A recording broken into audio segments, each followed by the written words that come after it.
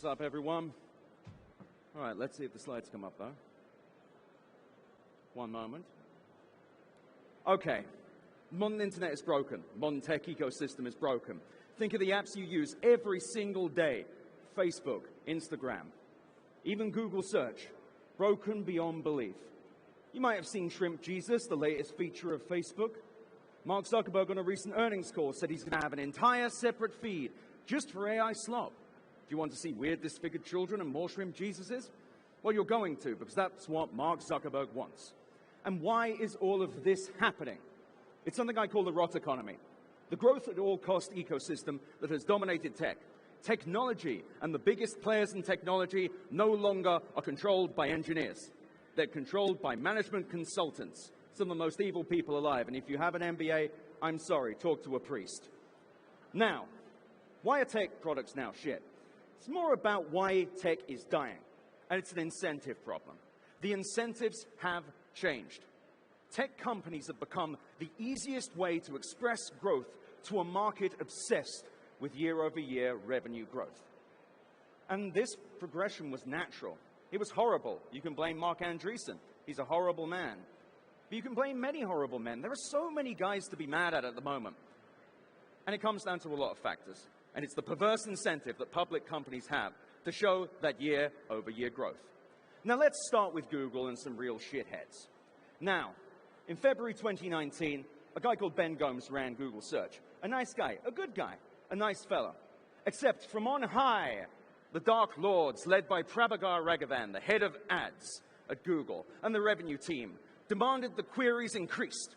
Now you may think, more queries on Google, that doesn't sound good. Wouldn't that just mean that it's harder to find stuff? And you'd be completely bloody right. It's a sickening story, and if you look at the emails that were revealed as part of the antitrust trial with the Department of Justice, you will feel sick to your stomach or want to drink. I personally choose weed, but that's up to you. Now, there was a code yellow call. It said, we must increase queries. We must make this better. Ben Gomes, he said, feels like this company's it's just only focused on growth. It feels like we're being owned by the growth, and he was completely bloody right. He was one of the original people at Google, one of the true believers in what Google search could do for the world. Yet Jerry Dishler, VP at the time under Prabhakar, he said, well, we've got to make something change. Now, the code yellow was called. It took about a month to pass. They got through it. It wasn't really obvious how they got through it. But Mr. Gomes, well, he sent an email to Prabhakar and said, hey, I don't like this idea. I don't like this growth stuff. I think we shouldn't really try and increase queries. Wouldn't that make the experience worse? And he sent this email among many other emails. And he was saying that Google had allowed the money to get too close to Google search. Well, guess what? Do you think that Google search got better? No! This shithead took over Google search in June 2020. Prabhakar Raghavan. Now, you might also have heard Prabhakar's name recently around Gemini, when Gemini was spitting out like Chinese George Washingtons, and conservatives who have nothing better to do and don't want to speak to their wives or speak to their children decided to get very angry about a woke AI.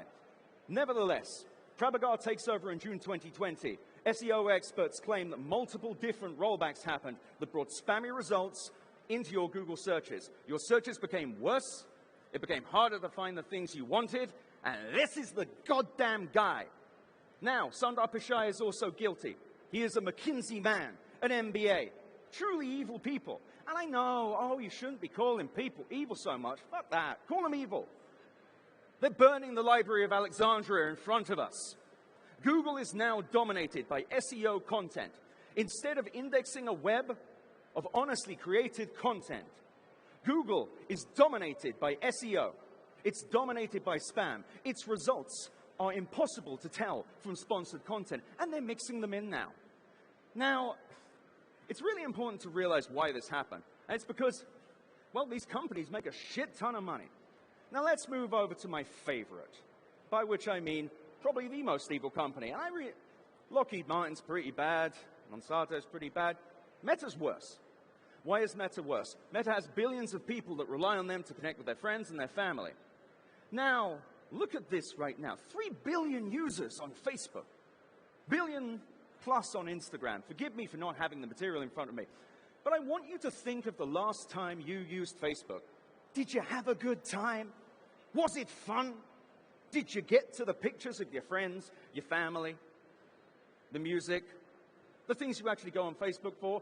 Or was there a carousel of random 2 or 3 second loops, then an ad, then a post from a week ago, then another ad, then a post from a month ago, then, okay, there's another ad, and if you click on the ad, it takes up the whole screen, and then maybe you might get to a thing you actually wanted to do on Facebook. Well, there is a reason, and that's because Facebook prioritizes one thing: engagement.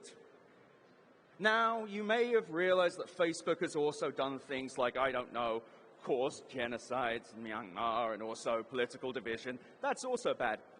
And that's because of a guy called, well, Mark Zuckerberg, but then now CTO Andrew Bosworth, who once wrote in an internal email that all things are justified for growth, including a terror attack, including bullying in schools.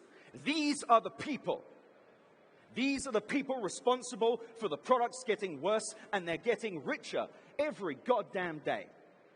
Now, Facebook was falling apart a few years ago. Facebook had a problem.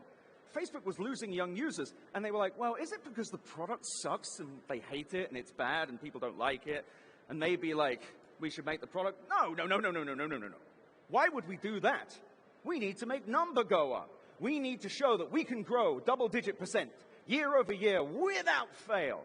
Mark Zuckerberg is a petty king who cannot be fired due to the corporate structure of Facebook. And I am not kidding. Go and look it up. Who you want to blame for that, by the way? Sean Parker of Napster. He's the guy that convinced Peter Thiel and the earlier investors, yeah, Mark needs my board seats when he stepped down. There's so many people responsible. And I realize I'm being a bit jokey and, haha, yeah, I'm swearing and all that. But this is a really grim place we're in. We are at this point where people still act like tech is separate from society. When all of you have smartphones, some of you might even have 2. When children are getting smartphones at 8. Not my kid, fuck that. Nevertheless, not going to judge your parenting decisions. But the point I'm making is, tech is intrinsically part of our lives now, like water and electricity. And as long as we ignore this problem, and ignore these incentives, and ignore the fact that our tech lives are an ecological disaster, things will only get worse. But now let's look at this lovely chart we got in front of me. Now, this is the percentage. Jesus Christ. 67% of the content you see on Facebook is nothing to do with your choice as a consumer or a human being. No. It's what Mark goddamn Zuckerberg wants you to see, and that other pervert Adam Mosseri, who used to run the news feed and now runs Instagram, and now he's running Threads, which, by the way, is one of the single worst social networks of all time. We did not need a Twitter made up of Instagram comments.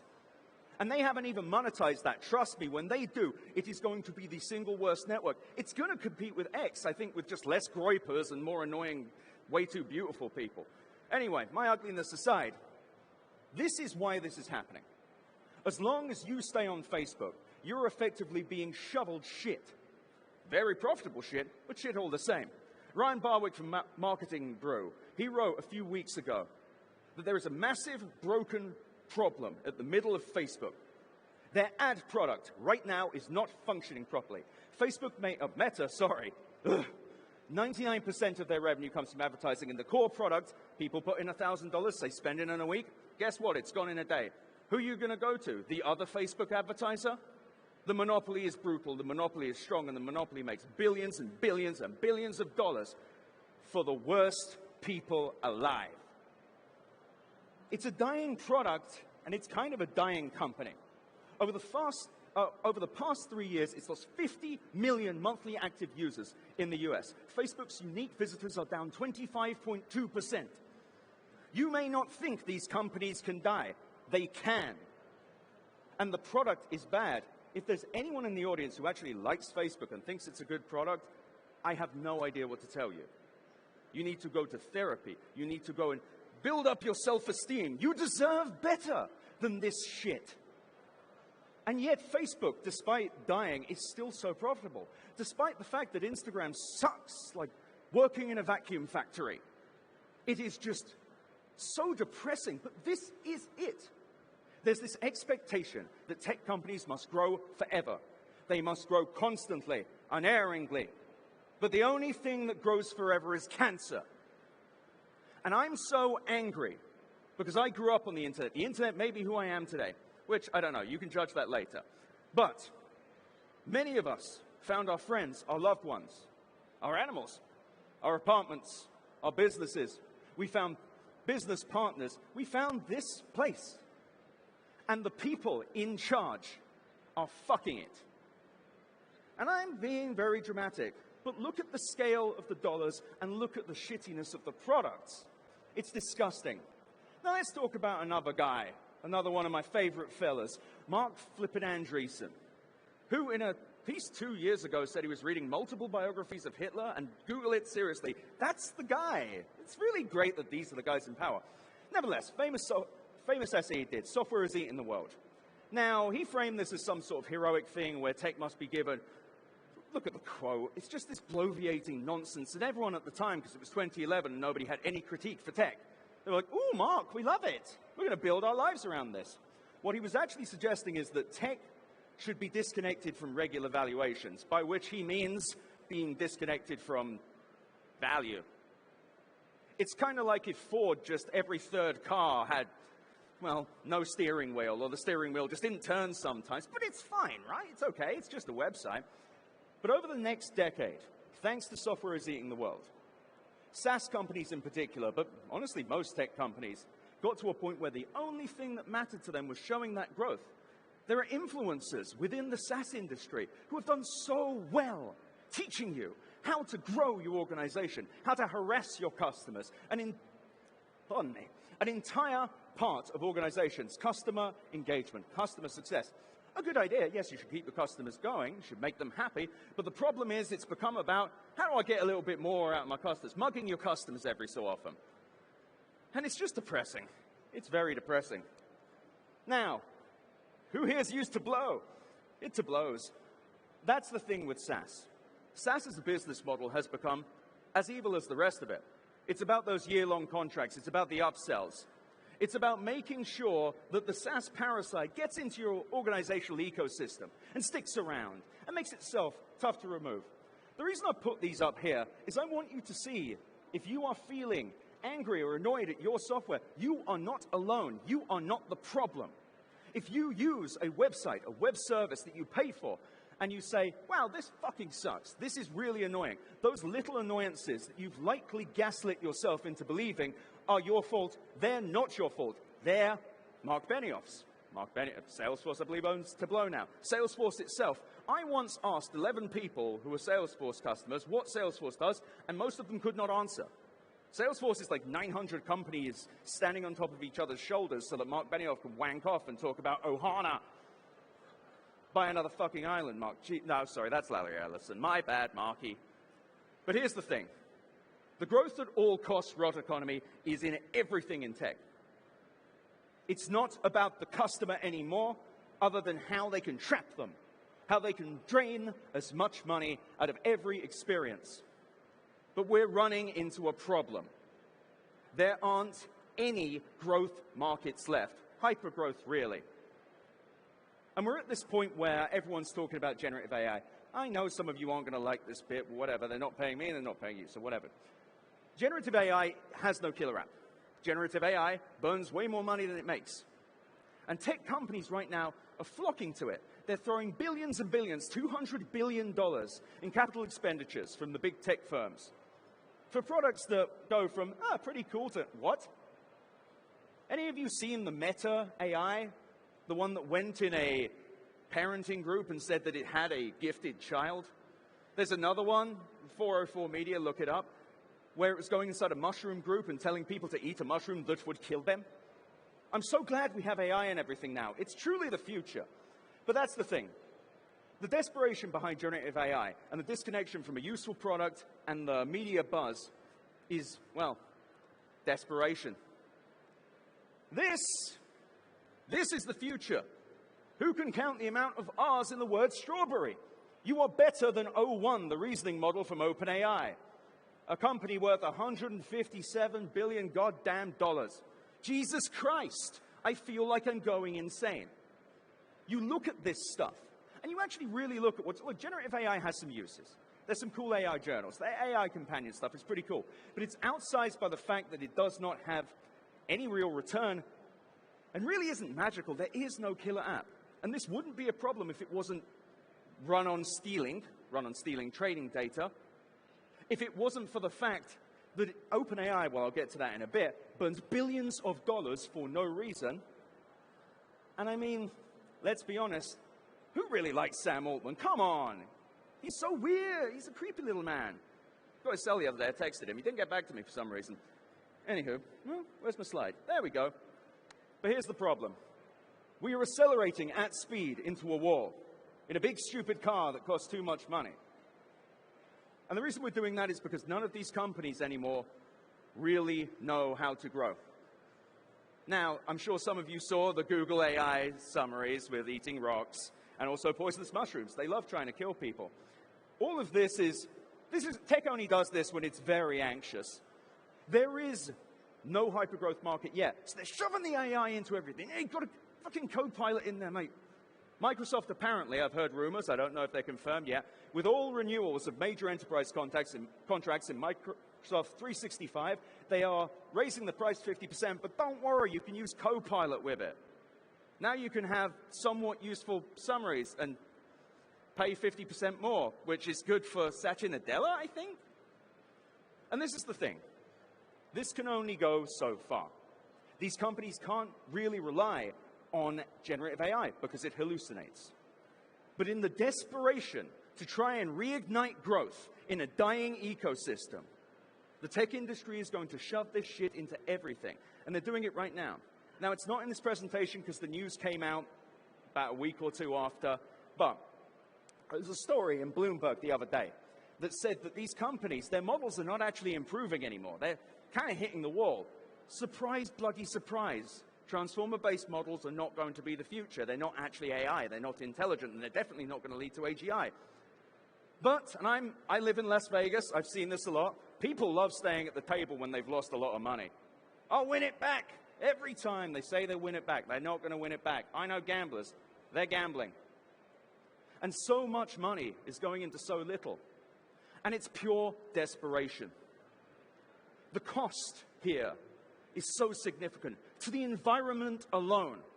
Now, you might have seen the story around Google, 30% over their emissions goals, Microsoft, 40% over. Recent reports said many of them might be 600% over their emissions goals. Jesus Christ!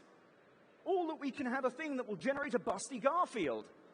What the But the biggest thing is, these aren't even good companies. OpenAI, Anthropic, they're terrible companies. OpenAI will lose more than $5 billion this year. $5 billion, and that's before stock-based compensation, so it's probably more like 7. They're going to lose 10 billion or more next year. At some point, this has to fall apart, especially if the models aren't getting better. Now, some of you might say, well, ChatGPT is the biggest product in the world. Oh, 350 million users. Who cares? They lose money every single time you ask them anything. 100 Scooby-Doos with guns, each time boiling a lake. It's sickening. And what's worse is none of this shit's that cool. Really, come on. And that's the thing. They're desperate. They must see more growth, and AI is how they'll do it. And it's actually a symptom of another problem, which is so many companies are run by people who don't do a real job. CEOs that have no idea how their products work, VPs that don't really care, and they're in a sweet track where they just go from meeting to meeting. Indeed, if all you do is go from meeting to meeting and read the occasional email, generative AI seems fucking magical. Wow, I don't have to read the 6 emails I read every day. Great. Oh, cool, I can fire my assistant, except I can't because now they've booked me on a flight to fucking Gibraltar for some reason. I needed to go to the shops. But that's the thing. Jokes aside, it's worrying, and it's kind of horrible. The startup ecosystem is being pilloried by this because the only people getting money are saying AI. A new legion of scam artists are rising. The people who couldn't quite ride the crypto wave are something like, oh, if I stick some GPT in it, any idiot will give me $4 million, and they're completely fucking right. Even, and I've heard from people inside of Microsoft, the only way to get any product greenlit is to tape AI to the side. It's disgusting. But I really have to warn you, and I'm not trying to be a downer, I'm really not. I don't have any tech stocks. I don't have any investment in this other than my own heart. This stuff can't last. Generative AI is not sustainable, and the entire tech ecosystem is doubled, tripled, and quadrupled down in it. And this is the symptom of the growth at all costs rot economy. When you are no longer dedicated to providing users with an experience, when your priority is not serving a purpose other than increasing revenue growth, you have a brain drain, you lose the good people. People like Ben Gomes, a true scientist, a true engineer, get run out of town by Prabhakar Raghavan, a class traitor from the engineer sect, former engineer. And can I just tell you what Prabhakar Raghavan's previous job was before Google? Yeah, he ran Yahoo Search. Yahoo, you know, the famous successful search engine we all use today, the one powered by Bing. It's frustrating, because I do truly love technology, and I assume all of you do too. And it can be better, but there's going to be a period of change. I worry for this. I hope I am wrong, because if I'm right, eventually, big tech is not going to have a new product. They're not going to have anything new to flog. They'll all have to do exactly what Mark Benioff does, which is build nothing and buy everything. They just bought like a digital storage company. What the f... But that's because he needs to be able to say, new product, assholes. We're going to... Look, street people, and Jim Cramer busts wildly every time he speaks to Mark Benioff. But that's the thing. If what I think is true happens, there is going to be a massive reckoning in the tech industry. And tech really needs to cure its growth addiction. It needs to. Because the products you love or used to love suck now. Because all those companies care about is growing revenue. I am not a cynic. Okay, I'm a cynic, but I'm not a pessimist, at least. I just want things to be better, and I want you to be better. If you are building products today, and your only plan is to grow as much and sell to another company, throw your computer in the trash. Get out of tech. Become a management consultant or a fucking hedge fund manager. They're all like you there. We must purge this industry of growth capitalism. And don't worry, if we don't, it'll just fuck everything.